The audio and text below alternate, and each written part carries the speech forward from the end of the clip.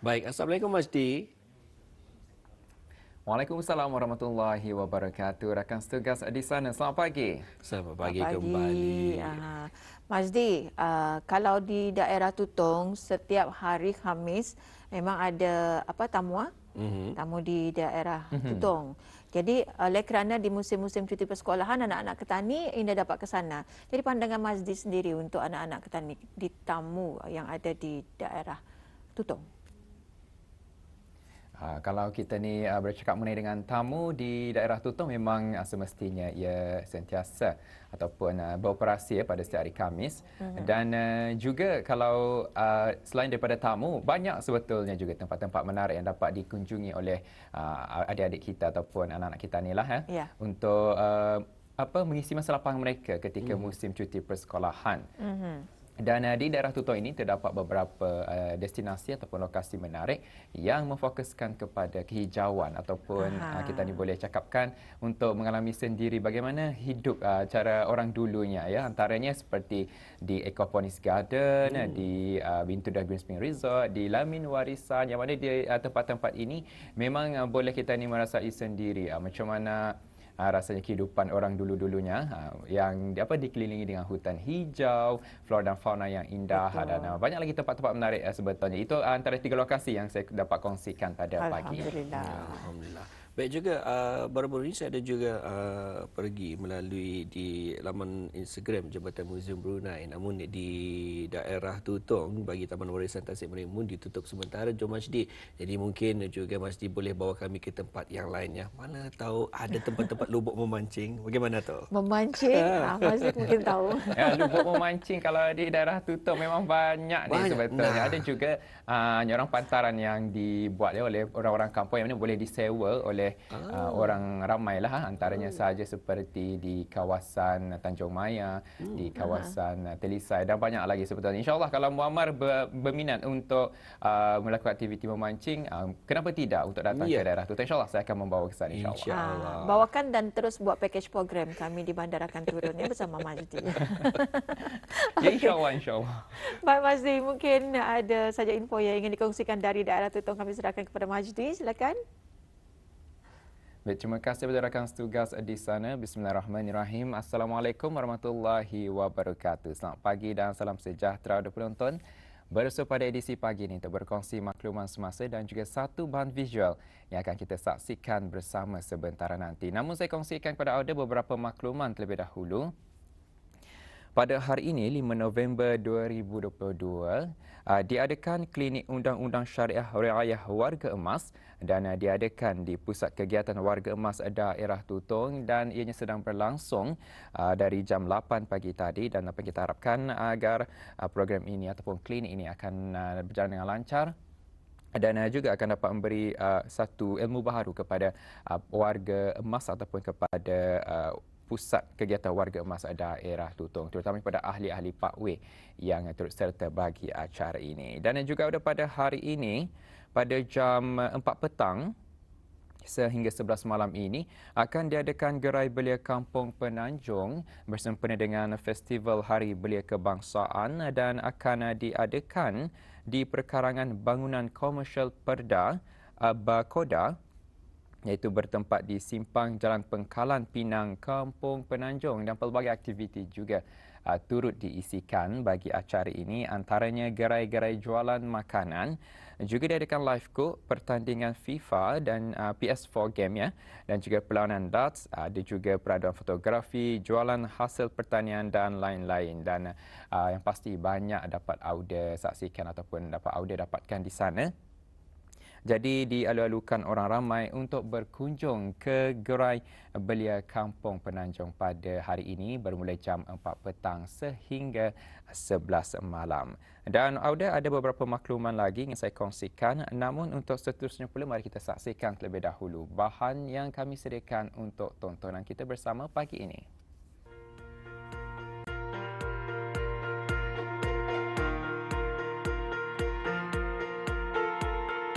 Dalam beberapa tahun kebelakangan ini, basikal kuasa elektrik untuk orang dewasa semakin popular. Mungkin kerana orang menyedari masalah persekitaran kita sebagai langkah melambatkan pemanasan global dengan mengurangkan jejak karbon atau lebih mudah menikmati suasana persekitaran selain berjoging atau berjalan kaki atau sebaliknya. Tetapi memang tidak disangkalkan lagi, sudah ramai penggunanya seperti yang kita lihat dalam acara-acara riadah di hujung minggu di negara kita. Untuk mendapatkan alat ini, sudah tentu beberapa perkara yang menjadi fikiran. Bagaimana jika berlaku sebarang kerosakan pada alat ini? Inilah peluang anak-anak tempatan yang mempunyai kemahiran dalam pembaikan dan pengubahsuaian elektrik menonjolkan kebolehan yang dimiliki sebagai usaha menjana pendapatan. Awang Muhammad Safwan bin Haji Abbas, lahir pada tahun 1990, sudah berjinak-jinak mengenali asas-asas pembaikan permainan yang berkaitan dengan bateri sejak kecil lagi. Dan sekarang, beliau juga sudah menyediakan perkhidmatan pembaikan dan pengubahsuaian basikal kuasa elektrik.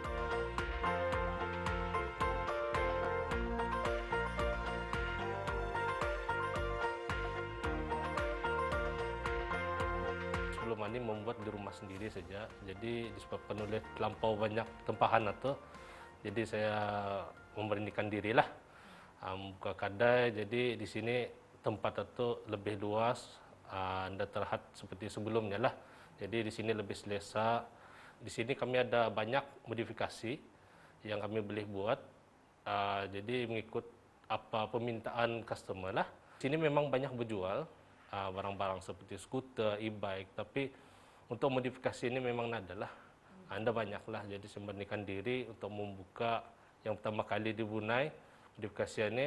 Jadi sekiranya bis kita adakan mengantar apa itu ini, masa ini kami sentiasa penuh nih, kita minggu, jadi perlukan slot awal lah untuk membukingan tempahan. Seperti yang kita lihat tadi di belakangan ini, yang ini ia dinamakan e-moped brand Fido, yang ini kami authorized dealer di Brunei. Jadi yang jenis cuma ini ia full elektrik, ia tanpa kayuhan, nada pedal. Jadi ia dinamakan e-moped. Jadi yang ini ia punya kelebihannya, ia ringan dan boleh dilipat lah. Jadi senang dibawa di mana-mana. Itu yang lah, yang kebanyakannya mengapa orang tani suka lah membalik. Ketahanan baterinya pun boleh tahan je, boleh sampai 30 ke 40 km lah jalan rata. Cuma tu. Jadi selain daripada tu e-scooter berdiri kami pun ada berjual je. Cuma tu kami pun ada membuat repair lah itu ini. Jadi yang cuma tu memang kebanyakannya sudahlah berjual di Brunei ya, macam-macam jenis lah. Jadi dari segi e-bike yang ada kayuhan, yang atau kami ada juga membuat modifikasi. Jadi apa saja basikal, boleh kami katakan apa saja basikal yang ada di Brunei daripada size 14 inci ke 29 inci kami ada spek yang modifikasi lah. Daripada basikal biasa yang ada motor kami boleh jadikan basikal atau bermotor.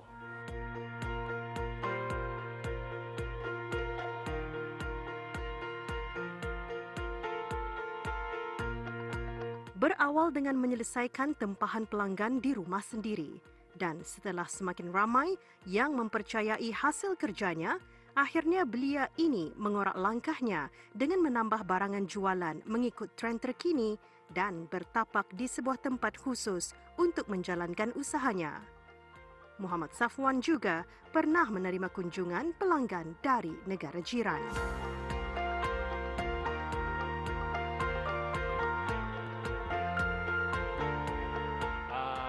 Masa terdekat ini ada permintaan daripada negara luar, tapi buat masa ini kami belum dapat menerima lah tempahan itu. Cuma tu kira buat masa ini kira masih terhad lah untuk menerima pelanggan di Brunei saja. InsyaAllah satu masa akan datang akan diterima lah. Tergantung pada modifikasi itu lah. Sekiranya banyak perlukan wiring yang baru, semua orang wiring punya motor, controller bateri baru. Jadi itu makan masa dalam seminggu ke 2 minggu. Untuk e-scooter ni ia melebihi daripada 30 rangkaian connection.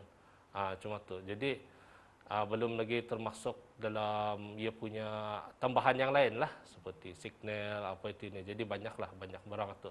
Apabila sudah selesai, kami akan membuat satu setup atau tuning lah seperti motor sekiranya kelajuan.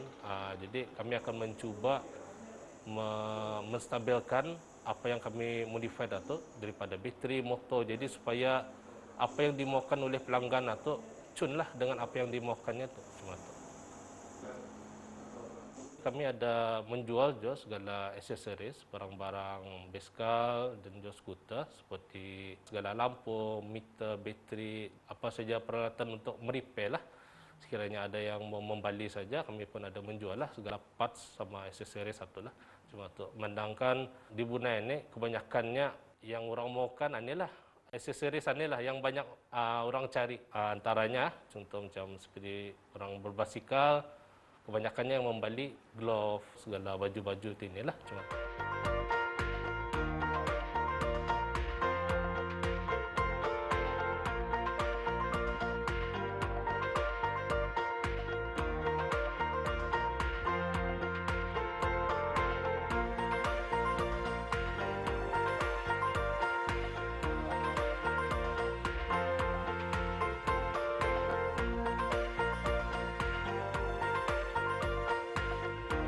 Kebaikannya, ya kan ini ada masa akan datang kita ni ingin memajukan negara ni lah.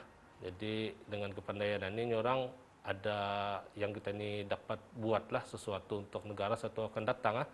Pesanan kepada belia-belia di negaranya supaya memberanikan dirilah dalam apa saja perniagaan, lebih lagi kalau ada perniagaan yang jarang dibuat di Brunei ni ya. Jadi beranikan diri, maju belia untuk negara ini, dan ini sahut cabaran lah memajukan wawasan Brunei 2035. Dan ini mesti ada sesuatu untuk membangunkan lah, bukan saja daripada diri sendiri, tapi juga pada negara ini lah.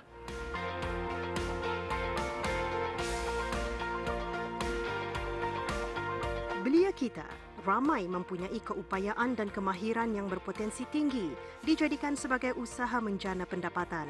Semakin ramai anak tempatan menonjolkan kemahiran dalam bidang seperti ini, pasti impak positif diterima, antaranya mengurangkan pengangguran. Baik, itulah dia bahan yang kami sediakan untuk tontonan kita bersama bagi edisi pagi ini, ya. Yang mana pendekatan ataupun tinjauan rakan kita Ernie Safina Mustafa melalui bahan sumbangan beliau bersama dengan seorang belia yang mempunyai kemahiran dalam bidang pengubahsuaian basikal. Dan kita lihat juga ya penginovasian dari segi penggunaan basikal yang mana kita dapat lihat masa ini pun ada juga penggunaan basikal lebih kepada penggunaan elektrik. Itulah dia ya kemahirannya daripada belia kita ni, dan juga secara tidak langsung dapat memberikan satu sumber pendapatan kepada belia kita ni, yang mana dengan kemahiran yang ada dapat dimanfaatkan untuk menjadi sebagai sumber pendapatan dan juga sebagai pekerjaan seharian. Dan ada sebelum kita berpisah, saya kongsikan satu lagi makluman di sini. Esok 6 November 2022 akan diadakan majlis pengundian dan pemilihan calon penghulu Mukim Kudang daerah Tutong, dan akan diadakan di Dewan Sekolah Rendah Birau Mukim Kudang Tutong bermula jam 8 pagi sehingga 2 petang. Dan esok adalah pengundian menggunakan kaedah kertas undi ataupun ballot paper, manakala bagi pengundian menggunakan aplikasi mudah alih e-undi PMKK akan berakhir esok juga 6 November 2022 pada jam 2 petang. Baik, itulah itu sahaja makluman dan juga bahan visual dapat kita saksikan bersama sebentar tadi, dan insyaAllah kita akan bersua lagi di lain kesempatan. Kita kembali bersama Muammar dan juga Nur Hayatul. Silakan.